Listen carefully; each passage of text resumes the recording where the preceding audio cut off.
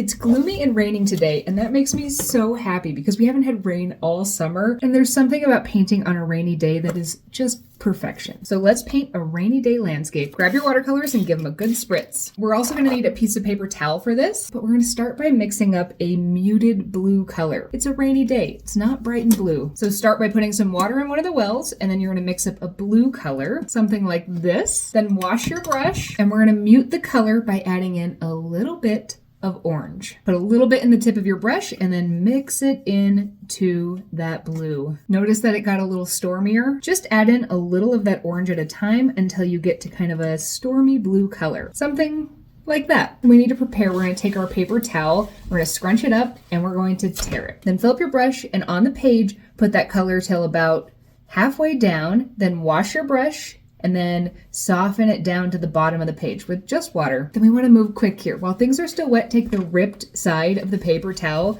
and we're going to press down, lift up, press down, lift up, and then we're going to drag down.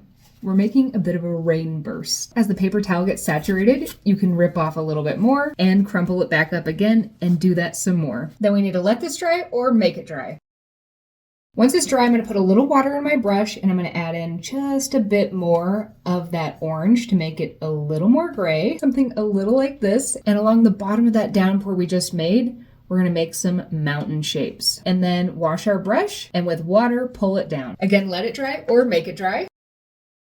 And then this time I'm going to put a little more blue in my brush and a little more of that orange in my brush because I'm trying to make this a more saturated and slightly darker color. Remember, watercolor dries lighter than when it's wet. Something like that's going to work great. Then with that slightly darker color, we're going to make another layer of mountains. Fill it in a bit, wash your brush, and then soften it down to the bottom of the page. And once again, let it dry or make it dry.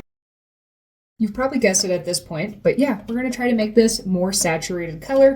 So we're going to add in more blue and more of that orange. And then one final time, I'm going to make another layer of mountains and bring it all the way down to the bottom of the page. And at the very end, you've painted a perfect gloomy mountain landscape.